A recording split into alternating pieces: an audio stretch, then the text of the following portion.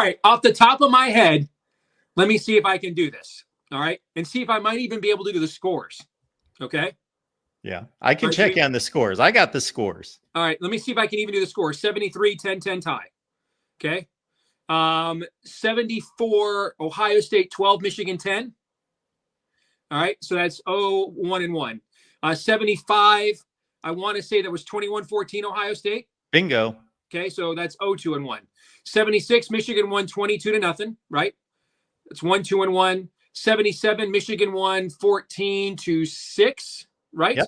Okay. So that's what, 3, 2 and 1 now. Am I right? Yes. Okay. 78. I think Michigan won, was it 14-3? 14-3. All right. So that's 4, 2 and 1, right?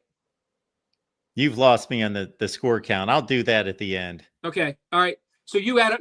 Let me see if all we have to do is add. Let's just keep track of Michigan wins, and then we can do the math. All right. So Michigan won in 76, 77, 78. Woody's last 3 years never scored an offensive touchdown. Okay. 79, Ohio State won. That was their undefeated team. I want to say that was 17-10. 18-15. 18-15. That's right. That's right. That was a really odd score. So Michigan's at 3 wins. 80, Michigan won 9-3. That's 4 wins. 81 is the Schleicher game. Stopped Michigan from going to the Rose Bowl. I want to say that was like 24-17. 14-9. All right, wasn't even close on that one. 82 was Michigan already had clinched the Big Ten champion, or the Rose Bowl bid. They shared the title. Went down to Columbus and lost pretty bad. I think it was like 20-9. 24-14. Okay, so roughly this margin. So we're at what, 5 wins? 76, 77, 78, 80, 4 wins. Okay. 83, Michigan won 24-21. 83 was, that doesn't sound, yeah, it was 24-21. Yeah, Michigan won, was up 24-14. I think Ohio State scored a garbage time touchdown late, I think. And it was 24-21, I think it was. That game was. That's the game that you're correct. 24-21. Yes, that was the first time I moved to Michigan. That was the first game. We moved that weekend, and that's when I fell in love. All right, that was the Rick Rogers game. I was mixing it up with the 85 score that we'll get to, but yeah, 24-21. All right, 84. That was a terrible Michigan team. Ohio State won the Big Ten that year. So, gosh, was that like 20-3 or something like that? It was closer than the final score, but 21-6. Okay. All right. So we're still at what, 5 wins, right? I think we're at 4, right? 76, 77, 78, 81, 83. We're at 5. Yes. Okay. All right. 85, Michigan won 27-17. That's the Harbaugh, the Colasar game. So we're at 6 wins. 86, Michigan won 26-24. That's when Matt France missed that field goal, right? All right, so that's that puts us at 7 wins. 87 is the Earl Bruce game. I want to say it was like 21-17 or something like that. 23-20. All right, so close. 88, Michigan was up 20-0. Ohio State came all the way back. That was the Colasar game again. 34-31, I think, was that game, right? Yes, sir. All right, so that's 8, right? 8 wins. 89, Bo's last game. I want to say that was like 28-18, another kind of odd score. Correct. All right, so we're at 9 wins.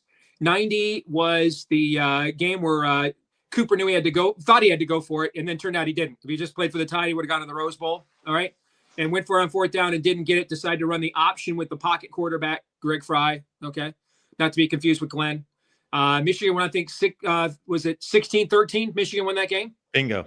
So is that 10 wins now? Yes. All right. 91 is the Desmond game. That was a rout, like 31-3, right? Yep. So that's 11. 92 was your president said was his greatest win ever. That was a tie. I think it was like 10-10 or something like that. Yeah, 13-13. 13-13, yeah. 93 was when we were 6-4 and Ohio State came in without a loss and we won, I think, 28-0. Yep. That's 12 wins. 94, probably the most talented Michigan team of my lifetime to do nothing. I mean, that team's just littered with pros, and it did nothing. And never really recovered from the Hail Mary from Colorado. And Ohio State won I want to say, by maybe like 10 points in Columbus. I don't remember the score. Is that even close? 22-6. Yeah, so double digits. So 95 is the Biaka Batuka game. 31-23, I think, was the score of that game. Yes. Right? So is that 12 wins? 13. 13. 96 was 13-9. That was the Sean Springs slip game, right? Correct. And until this year, that was the biggest upset Michigan had ever pulled by point spread in the series since the 69 game. Was that game right there? Michigan was like a 16-point underdog in that game or something like that. 97, that's the Charles Woodson game. Polish off the Heisman, 20-14. So that's 15 wins, right? Correct. 98 was the team you guys had that should have won the Natty, except for that loss to Michigan State. You had a team that was loaded that year. And I want to say we lost like 34-18 or something like that. 31-16. Okay. So it was close. 99 was the game I was at. That's the one time I've been to a Michigan-Ohio State game. And that was Tom Brady. And Michigan came back, I think it was 24-17. Correct. All right, so that's 16 wins. 2000 is the Drew Henson game. And I want to say it was like 38-26. It was pretty high scoring. That was it. Okay. Yep. So that's 14 wins. 16. 16. Let me see. Well, now it gets even easier. It's just remembering the scores for me is hard. 2001 was 23-20. Ohio State, right? 26-20. 26-20. Down a field goal. Okay. Yeah. 2002 was the game we kept settling for field goals. You guys won like 16-9 or something? 14-9. 14-9. That was the Maurice Claret Natty team. 2003 was the 100th game. Michigan came back and won 35-21, right? Correct. That's 17 wins. That was Lloyd's last win against Ohio State. 2004, we already had the Big Ten wrapped up. Troy Smith ran all over us. I just remember that was an uninspiring effort. I don't remember the score. 37-21. Yeah, it was not a good game. 2005, we were pretty beat up. Hart was hurt. Henne was hurt. I think Henne tried to come back for that game, if I remember right, but was kind of a shell of himself. But it was still pretty close. Was it like 27-20 or something like that in Ohio State? Ohio State had to score twice in the last 6 minutes to win that game, 25-21. Okay, yeah. So Michigan really played hard despite being beat up there. 2006, of course, was the epic, one of the greatest games history of the series after Bo's death.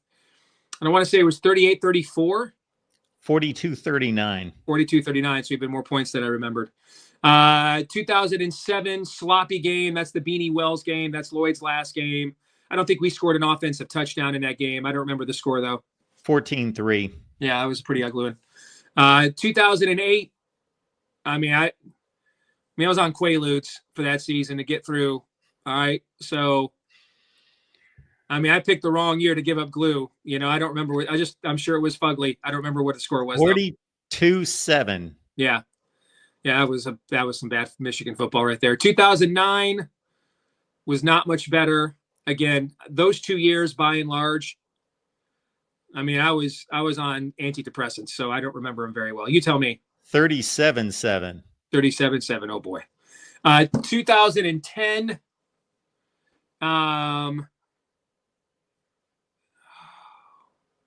Again, I don't remember, man. Even though Ohio State was much better, it was a decent game. It's 21-10. And Michigan lost a fumble like inside their own 3 that turned into an easy touchdown for Ohio State. It was actually a competitive game.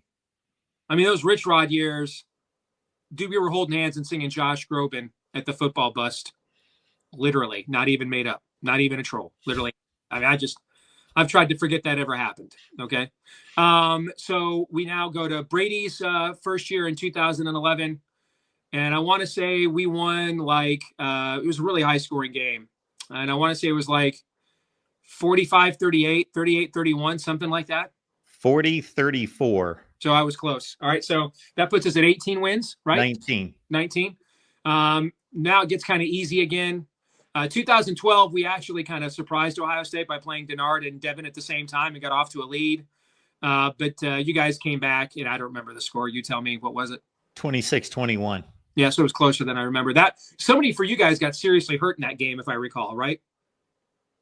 Yeah, somebody did. Yeah, I forgot who that was. 2013 was a great game. Came down to the 2-point conversion at the end. Was that like 42-41 or something like that? Bingo. Okay. Devin played that game with a broken foot, by the way. 2014, only the second time in my life I rooted against Michigan because I thought it'd be better off if we lost. And I was right. And I mean, you guys named the score in that game. That's Brady's last game. You tell me what it was. 42-28. Yeah, so we scored more points than I thought. Okay. 2015, we just you guys just were really pissed off that what happened the week before. I think JT Barrett and Ezekiel Elliott both ran for 100 yards in that game. All right. So it was a blowout. I don't remember the score. You tell me. That's Jimmy's first year. 42-13. 2016. That's a game that shall live in infamy. You know me, I'm not one to make excuses. I'm not one to blame the refs. That's the biggest absolute fraudulent outcome I've ever experienced as a fan in my life was that game. What went on in that game was just literally Operation Bucknut from Indianapolis. I've never been able to go back and watch it again. Not a second of it. I can't watch a replay. I can't look at a photo. The amount of anger I had coming out of that game, I can't relive it. I know we lost in double overtime, but I don't remember the score. I've had to that game. I have to let it go. Otherwise, I'm going to hurt people, Mark. And just to clarify, people are probably thinking you're just talking about the spot at the end of the game. Oh no, there was much more in that entire. Yes. Sure. I mean, we had 8 sacks in that game, and Ohio State somehow gets called for 0 holdings. Amaze balls. Congrats. I guess you guys just perfectly pass blocked all game long, except for the 8 times we had sacks. Okay. We just got lucky those 8 times. Every time else, man, everybody was just clean and mean. I got to stop. Let's just move on. All right. 2017. That was when we had the 14-0 lead, and then Josh Metellus dropped the interception, and we might have pulled that upset if that had not happened. And then I think Dwayne Haskins, the late Dwayne Haskins, I think came off the bench, right, for an injured JT Barrett. Oh, yeah. And led that comeback. I think John O'Corn just threw another pick, by the way. So I lost track of both O'Corn picks and the score. You tell me what it was. I am losing track of this. Ohio State scored a late touchdown to make it more than a touchdown. Yes. Yeah. It was like, wasn't the game was way closer, but you guys did score late to make it 31-20. 31-20. That's what it was. Yeah. Urban's last game, 2018. One of the most emasculating losses until the next year that I can ever remember a Michigan team facing in my lifetime. Anyway, just had our manhood taken from us in that game. I know you guys 50 burgered us. I don't remember the score. 62-39. 60. So I thought 2019 was the 62-39. So that was what I was going to say for the next year. Wow. Okay. So then 2019 and the play, I don't remember the score of that game. I do remember we scored first on the opening drive. But there's a play in that game that just is the kind of stuff Michigan doesn't do. We had one of our team captains, Carlo Kemp, at the bottom of a pile, pulls a complete Sparty douche move and yanks off J.K. Dobbins' foot while twisting his leg. Okay. And I remember you and I talked about that at the time. That is not what we do here. They do that in East Landfill. They coach that in East Landfill. All right. Whether it's Saban, whether it's Perlis, whether it's, John L. Okay. That's what they do in East Landfill. We don't pull crap like that at the University of Michigan. That's not leaders and best. That's when James Earl Jones turns into Darth Vader and smites you, and you deserve it. And I mean, that was one of the cheap, most embarrassing moments as a Michigan fan I've ever had. And especially for a captain to do something like that, just absolutely demeaning to the rivalry, demeaning to the program. And then that's when you just kind of knew Ohio State was just beyond just better. They had just kind of mentally beaten us at that point. So I don't remember the score. 2020, we won that one. I'm counting that as a dub. Beautiful strategic Dunkirk level retreat and reset the entire program. That is the most brilliant strategic retreat that has been done in modern college football history. And I'm not even kidding. We play that game. We get hundied straight up. We get hundied. And Jimmy's toast. Okay. And the next 3 years never happens. All right. And that was the greatest 3-year run Michigan football has had since fielding Yost, man. So I'm giving us a win for 2020. All right. 2021 was 42-27 or 42-27, right? Yes. And that puts us at 20 wins. Yes. All right. 2022, one of my all-time favorite games in this series. First time we had one in your stadium in 20 years. That was the JJ game. You guys got a kind of a gift penalty, or incomplete pass. Otherwise, we would have put 50 on you in that game. I think that was like 44-31 or something like that. 45-23. 45-23. So I gave you an extra touchdown. 2023, phenomenal game in the series. One of the all-time greats. Came down to the last possession. That's the Rod Moore game. I'm trying to remember the score of that one. Was it? I want to say we won by 6. Did we win by 6? 30-24. 30-24, because I thought you guys could have won the game with a touchdown and a PAT at the end if you had scored there. All right. And then last year's game, the 13-10 game in Columbus. So that puts us at what, 23 wins? 23 wins. Okay. So if I'm doing the math correctly, 1973 through 24 would be 52 games. They didn't play 1 year. That's 51 games. They tied twice. So that's 26, 23, and 2. For Ohio State, you mean? Yes. Yeah. So pretty even. Yeah. Oh, yeah. Very even. What's different about the current era of the rivalry, we have what has not happened a lot, even though these are arguably the two greatest programs in the history of the sport. They're certainly among the two of the all-time top 5 programs in the history of the sport. But what's odd about this rivalry is the simultaneous excellence you are seeing here so far in the 2020s has actually not been the norm. The last time we actually had that was the early 70s, and Woody went 2-0-1 in those games, and Michigan tied Ohio State for the Big Ten championship all 3 of those years, and never played even in a bowl game because of the old Big Ten postseason rules where only you went to the Rose Bowl.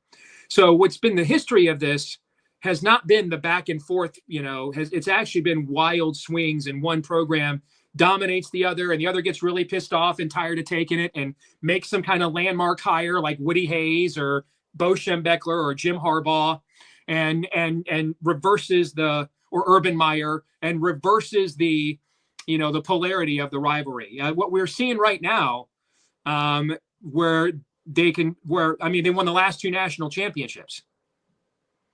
I mean, they've dominated the last 2 NFL drafts. That we have not been seen a lot in the history of this rivalry. And for Michigan to dominate the series while Ohio State has stayed elite, I don't know that has happened for 4 years. Yeah, the only thing that comes close is what Lloyd did. But remember, a lot of those were disappointing seasons for Michigan, 3-4 loss seasons. And then this kind of what we saw last year, that kind of redeemed the whole year.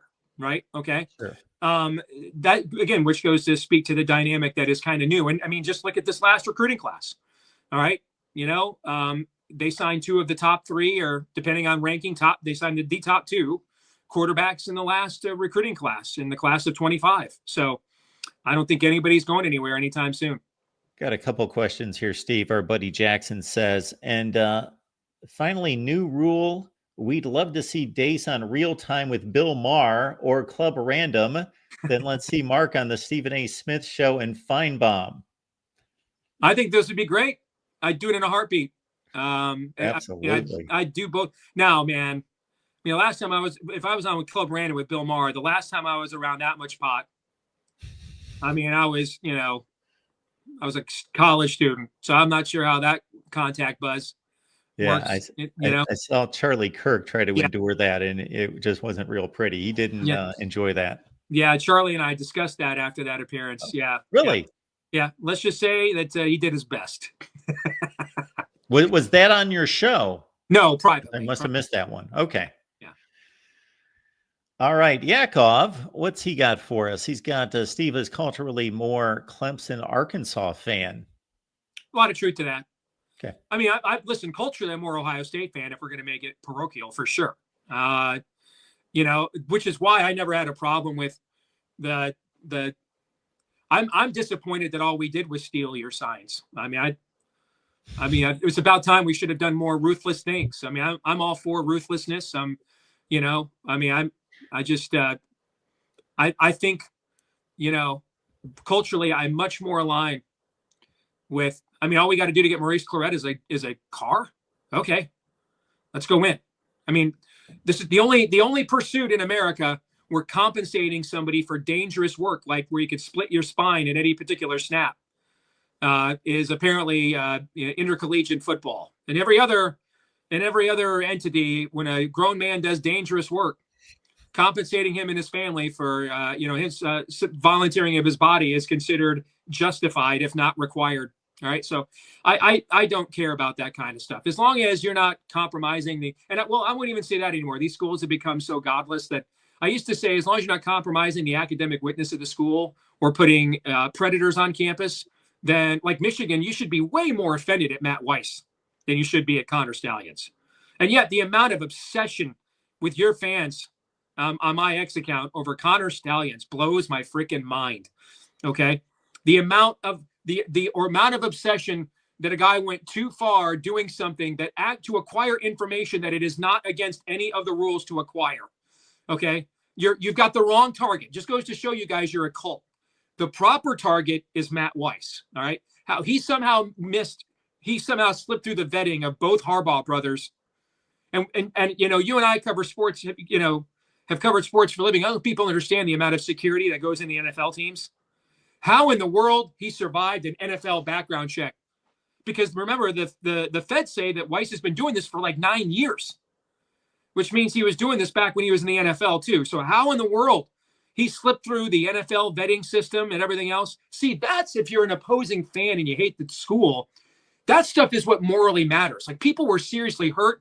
Lives have seriously been stained and tainted. So there are going to be women who are going to be scarred for life because of what Matt Weiss did. But that can't be construed to changing football results. Yes, but anyway, that's the motivation. I'm just telling you the motivation of the Ohio State fan. Yes, but that shouldn't be your motivation. No, it should not be. Because everybody's trying to change football results. Otherwise we want to all win. I don't understand that logic. Anyway, we're getting on a tangent, but anyway.